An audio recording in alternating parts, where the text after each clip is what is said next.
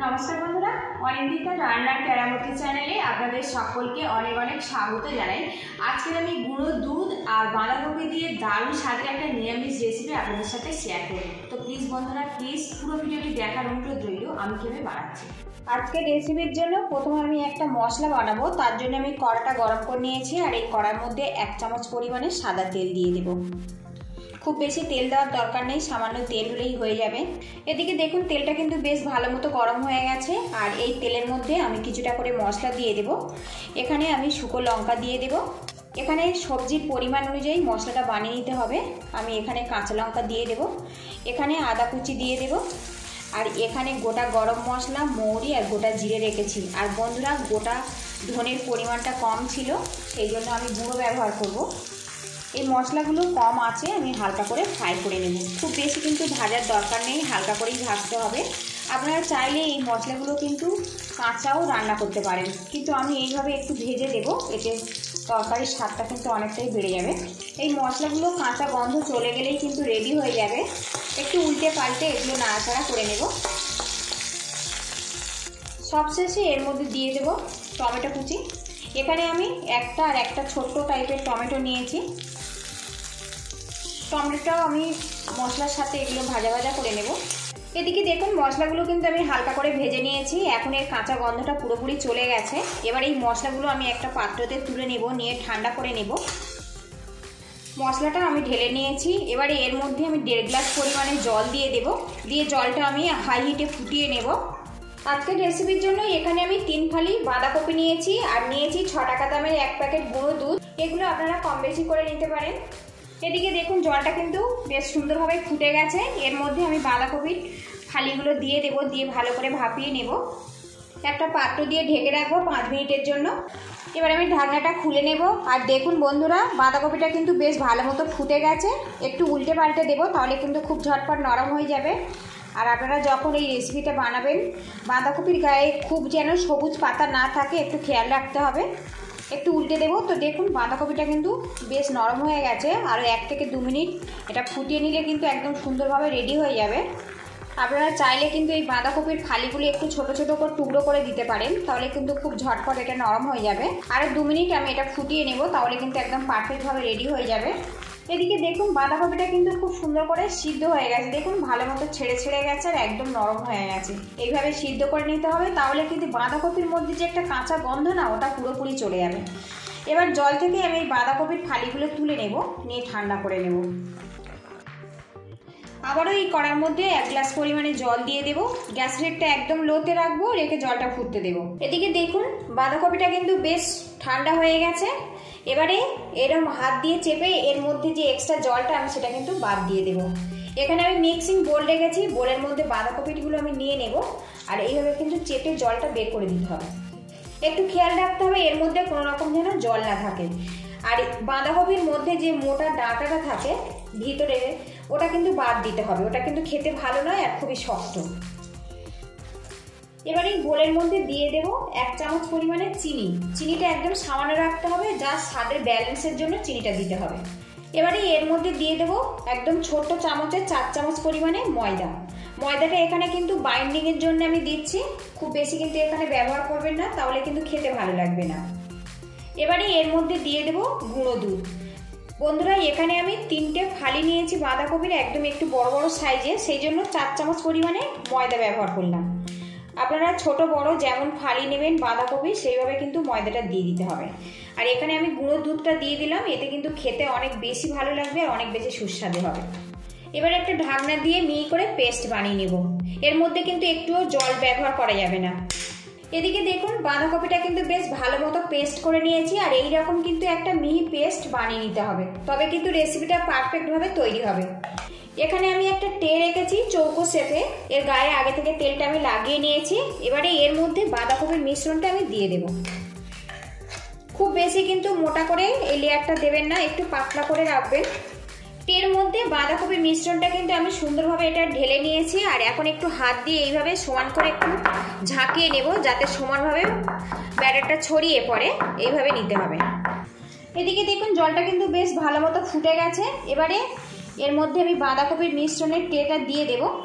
এবার একটা পাত্র দিয়ে 10 মিনিট এইভাবে ঢেকে রাখবো, তাহলে কিন্তু বাঁধাকপিটা খুব সুন্দরভাবে সেট হয়ে যাবে। এবার এখানে আমি একটা মিক্সিং জার রেখেছি, এই জারের মধ্যে যে প্রথমে যে মশলাগুলো আমি ভেজে রেডি করে নিয়েছিলাম সেটা জারের মধ্যে দিয়ে দেবো, দিয়ে একটা মিহি করে পেস্ট বানিয়ে নিব। ঢাকনাটা আটকে দেব। এবার আমি ঢাকনাটা খুলবো, আর দেখুন এদিকে বাঁধাকপির মিশ্রণটা কত সুন্দরভাবে এটা সেট হয়ে গেছে, হাতে কিন্তু একটুও লেগে যাচ্ছে না, দেখুন একদম শক্ত হয়ে সেট হয়ে গেছে। গ্যাস লিডটা বন্ধ করে দেবো, দিয়ে এটা আমি নামিয়ে ঠান্ডা করে নেব। এদিকে দেখুন বাঁধাকপির মিশ্রণটা কিন্তু বেশ ভালো মতো ঠান্ডা হয়ে গেছে, আমি একটা থালাতে এটা নামিয়ে নিয়েছি। আর বন্ধুরা, এই রেসিপিটার নাম দিয়েছি বাঁধাকপির পনির।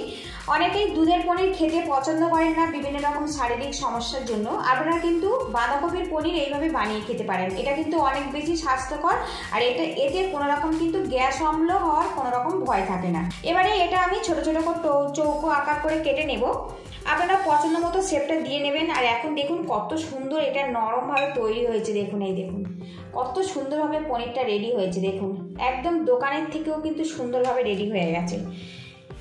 আমি একটু সাইজে ছোট ছোট করে কেটে নেব, খুব বড় করব না।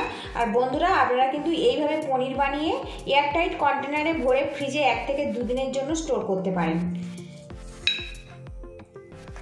তো আমি স্লাইস স্লাইস করে কেটে নিয়েছি, এবারে এগুলো আমি একদম ছোট্ট ছোট্ট কিউব আকার করে শেপ দিয়ে দেব। আর বন্ধুরা, এই পনিরটা এতটাই সুস্বাদু যে কাউকে না বলে দিলে বুঝতেই পারবেন না যেটা বাঁধাকপি দিয়ে বানানো হয়েছে। এইভাবে আমি কেটে নেব। আর বন্ধুরা, আপনাদেরকে আমি দেখাই একটা পনির, তো দেখুন কত সুন্দর পনিরটা, একদম পুরো দোকানের পনিরের মতো, বোঝা যাচ্ছে কিনা বুঝতে পারছি না ক্যামেরাতে। আর কতটা নরম দেখুন, এই দেখুন এই দেখুন। এটা একটা নিরামিষ রেসিপি, এইভাবে কিন্তু বানিয়ে আপনারা খেতে পারবেন, খেতে কিন্তু অনেক বেশি সুন্দর লাগবে। এইভাবে সবগুলো আমি কেটে নেব। এদিকে দেখুন পনিরগুলো আমি একই শেপ দিয়ে কিন্তু কেটে নিয়েছি, আর এখন দেখুন পনিরের কালারটা কত সুন্দরভাবে এসছে। এদিকে প্যানটা আমি গরম করে নিয়েছি, আর এর মধ্যে দিয়ে দেবো সাদা তেল। আর আজকের এই পনিরের রেসিপিটা আমি সাদা তেল দিয়ে বানাবো। তেলটা প্যানের গায়ে কিন্তু ভালো করে লাগিয়ে নিতে হবে। তেলটা ভালো মতো গরম হয়ে গেছে, এবারে এর মধ্যে পনিরের টুকরোগুলো দিয়ে আমি ভাজা ভাজা করে নেব। দুটো ব্যাচে পনিরগুলো আমি ভেজে নেব, কারণ পনিরটা অনেকটা এখানে। পনিরগুলো এবারে আমি উল্টে দেবো। আর বন্ধুরা, এই পনিরগুলো কিন্তু আমি একটু হালকা করেই ভাজবো, আপনারা যদি বেশি ভাজতে চান তো বেশি করে ভাজতে পারেন। এইরকম হালকা হালকা কালার হবে সেইভাবে ভেজে নেব।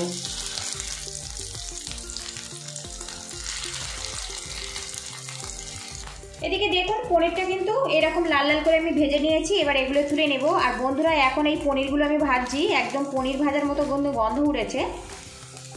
এইভাবে আমি নামিয়ে নেব এগুলো, বাকিগুলো আমি এইভাবে ফ্রাই করে নেব। আবার এই প্যানের মধ্যে আমি দিয়ে দেবো সাদা তেল। তেলটা গরম হয়ে গেছে, এর মধ্যে দিয়ে দেবো 1 টুকরো করে গোটা গরম মশলা, দিয়ে দেবো সামান্য পরিমাণে গোটা জিরে, এবারে এর মধ্যে দিয়ে দেবো সামান্য পরিমাণে হিং। আর আজকের এই পনিরের রেসিপিটা আমি কিন্তু সম্পূর্ণ নিরামিষভাবে বানাচ্ছি, আপনারা চাইলে পেঁয়াজ রসুন ব্যবহার করতে পারেন। এদিকে দেখুন ফোড়নটা কিন্তু হয়ে গেছে, আর খুব সুন্দর একটা গন্ধ বেরিয়েছে। এবারে এর মধ্যে যে মশলাটা আমি বানিয়ে রেখেছিলাম সেটা এর মধ্যে আমি দিয়ে দেব। মশলাটা ভালো করে আমি কষিয়ে নেব। তো এই মশলাটা কষাতে কিন্তু খুব বেশি সময় লাগবে না, যেহেতু মশলাটা আগে থেকে আমার রেডি করা আছে। আর একটু আমি ভালো করে একটু নাড়াচাড়া করে নেব। এদিকে দেখুন কত কম সময়ের মধ্যে কিন্তু মশলাটা একদম পারফেক্টভাবে রেডি হয়ে গেছে। এবারে এর মধ্যে দিয়ে দেবো 1/2 চামচ পরিমাণে ধনের গুঁড়ো, দিয়ে দেবো 1/2 চামচ পরিমাণে হলুদের গুঁড়ো, এবারে এর মধ্যে 1/2 চামচ পরিমাণে কাশ্মীরি রেড চিলি পাউডার দেবো, কালারটা ভালো আসবে। এবারে এর মধ্যে 1 চামচ পরিমাণে কাসুরি মেথি দিয়ে দেবো, একটু হাত দিয়ে এইভাবে ক্রাশ করে দেবো। আর বন্ধুরা, এই রেসিপিতে অবশ্যই একটু কাসুরি মেথি দেবেন, এতে কিন্তু গন্ধটা অনেক বেশি ভালো লাগবে। এবারে এর মধ্যে দিয়ে দেবো কয়েক দানা চিনি, দিয়ে দেবো স্বাদ মতো লবণ। এবারে এর মধ্যে দিয়ে দেবো 2 মুঠো পরিমাণে কড়াইশুঁটি। মশলাটা আমি কড়াইশুঁটির সাথে ভালো করে মিক্স করে নেব। আর বন্ধুরা, আপনারা এই পনির দিয়ে কিন্তু চিলি পনির বানাতে পারেন, আলু দিয়ে রান্না করতে পারেন, ক্যাপসিকাম দিয়ে রান্না করতে পারেন। আজকের আমি এই বাঁধাকপির পনিরটা মটরশুঁটি দিয়ে বানাবো। কিছুক্ষণ এটা আমি কষিয়ে নেব। আর মশলাটা কিন্তু এখন খুব সুন্দর একটা গন্ধ বেরিয়েছে, আর মশলাটা কিন্তু তেলটা কিন্তু প্রায় আলাদা হয়ে গেছে। এদিকে দেখুন মশলাটা কিন্তু খুব সুন্দরভাবে আমার রেডি হয়ে গেছে, চারিদিক থেকে তেলটা কিন্তু প্রায় আলাদা হয়ে গেছে। এবারে এর মধ্যে আমি দিয়ে দেবো জল। এখানে কিন্তু এই রেসিপিটা একটু গ্রেভি গ্রেভি রাখতে হবে, তবে খেতে ভালো লাগবে ভাত রুটি পরোটার সাথে। আর বন্ধুরা, একঘেয়েমি বাঁধাকপির ঘন্ট তো আমরা অনেক খেয়েছি, একদম নতুন স্বাদের বাঁধাকপি দিয়ে দারুণ স্বাদের মটর পনির আপনারা কিন্তু বাড়িতে একবার এইভাবে বানিয়ে নিতে পারেন। ভিডিওটি ভালো লাগলে অবশ্যই একটা লাইক দিয়ে দেবেন, আর চ্যানেলে নতুন হয়ে থাকলে চ্যানেলটিকে সাবস্ক্রাইব করে পাশে থাকা বেল আইকনটি অন করে রাখবেন।